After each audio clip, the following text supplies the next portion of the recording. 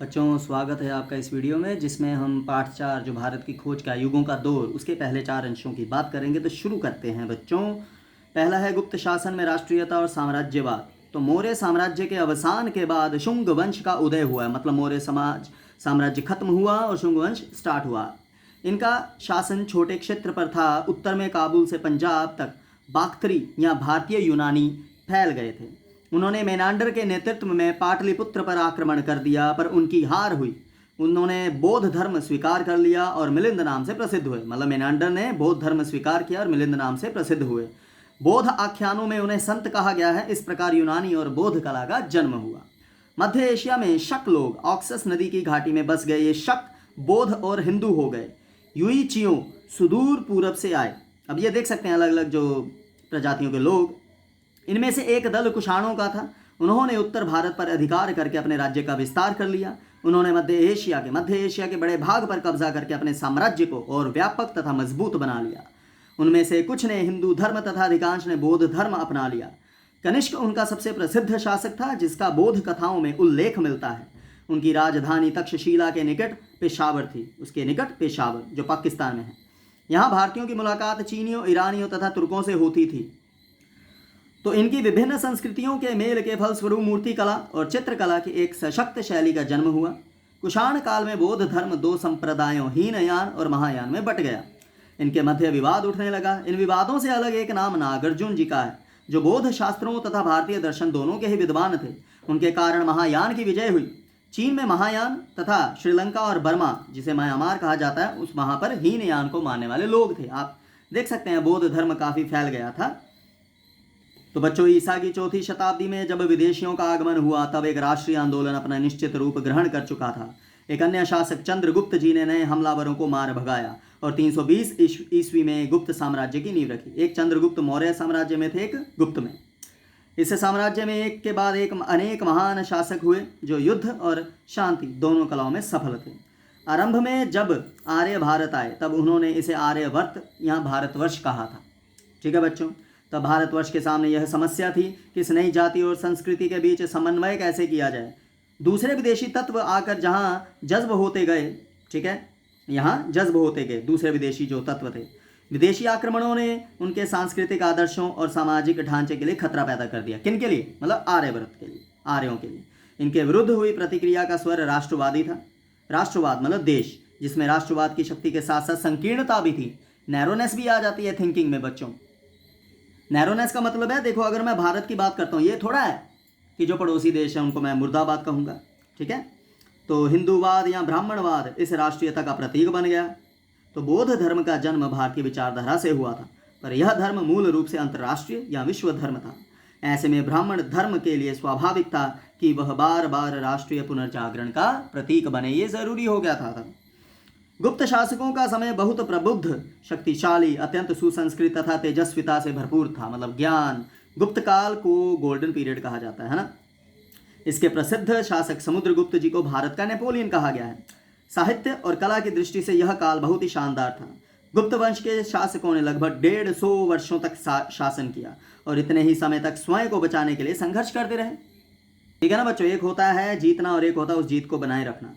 तो यशोवर्मन जी के नेतृत्व में संगठित होकर नए आक्रमणकारियों ने गोरे हूण पर हमला किया और उनके सरदार मिहिर गुल को कैद कर लिया। ठीक है।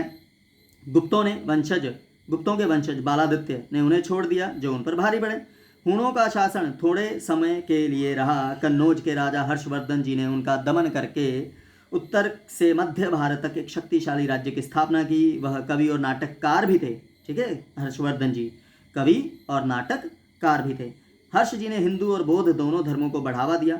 629 ईस्वी में उन्हीं के काल में चीनी यात्री हुआन सांग, ठीक है, हुआन सांग भारत आए। हर्ष जी की मृत्यु 648 ईस्वी में हुई। तो हर्ष जी की मृत्यु 648 ईस्वी में हुई। इस समय अरब से एशिया और अफ्रीका में फैलने के लिए इस्लाम अपना सिर उठाने लगा था। ठीक है बच्चों। आगे बढ़ते दक्षिण भारत। दक्षिण भारत में मौर्य साम्राज्य का अंत होने पर भी बड़े राज्य हजारों साल तक फलते फूलते रहे। दक्षिण भारत दस्तकारी और समुद्री व्यापार का केंद्र बना रहा। ठीक है। यहाँ यूनानियों की बस्तियाँ थी और यहाँ रोमन के सिक्के भी पाए गए हैं। उत्तर भारत पर बार बार होने वाले हमलों से दक्षिण भारत पर अधिक असर नहीं हुआ। उत्तर भारत के बहुत से लोग दक्षिण में बस गए। इनमें राजगीर, शिल्पी और कारीगर भी थे, मतलब सब ये जो हस्तकला के काम करने वाले। तो इस तरह दक्षिण भारत पुरानी कलात्मक परंपरा का केंद्र बन गया। ठीक है बच्चों, तो आगे शांतिपूर्ण विकास और युद्ध के तरीके।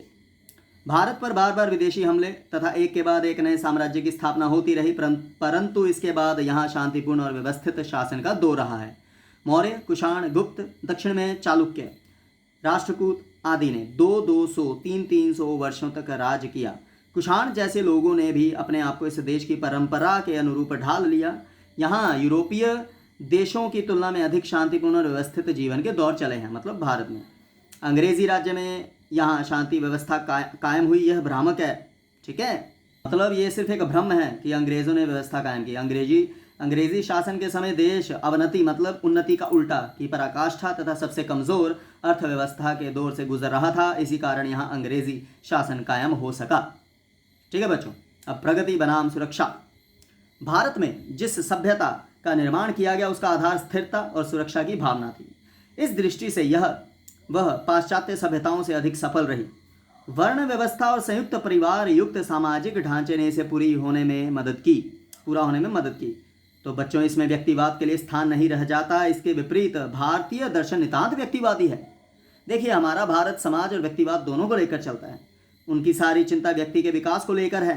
भारत का सामाजिक ढांचा सामुदायिक था, जिसमें रीति रिवाजों का कड़ाई से पालन करना पड़ता था। इसके बावजूद समुदाय को लेकर लचीलापन भी था। सारे कायदे या सामाजिक नियमों को रीति रिवाज से बदला जा सकता था। नए समुदाय भी अपने अलग रीति रिवाजों, विश्वासों को बनाए रखकर सामाजिक संगठन के अंग बने रहे।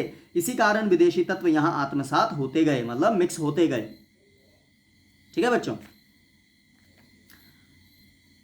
तो भारत में व्यक्ति के बाहरी और भीतरी जीवन तथा मनुष्य और प्रकृति के बीच भी समन्वय का प्रयास दिखाई देता है। इसी सांस्कृतिक पृष्ठभूमि ने भारत का निर्माण किया और एकता की मोहर लगाई। देखिए, वही होता है कि राजा चाहे बदलते थे, व्यवस्था वही रहती थी। तो यहाँ अनेक राजा आते जाते रहे, पर यह व्यवस्था नींव की तरह बनी रही। बाहरी लोग इसमें केवल सतही हलचल भर ही पैदा कर पाते थे। इस तरह यहाँ समुदाय और व्यक्तिवाद दोनों की ही स्वतंत्रता सुरक्षित रहती थी। यहाँ आने वाले हर बाहरी तत्व को भारत ने अपने में जज्ब किया। जिसने अलग थलग रहने की कोशिश की वह नष्ट हो गया और उसने स्वयं को या भारत को नुकसान ही पहुँचाया। ठीक है बच्चों, तो बाकी का अगली वीडियो में 4 अंश पढ़ेंगे। तब तक के लिए धन्यवाद। कोई प्रश्न हो तो कमेंट बॉक्स में फेंक दीजिएगा, हम उठा लेंगे।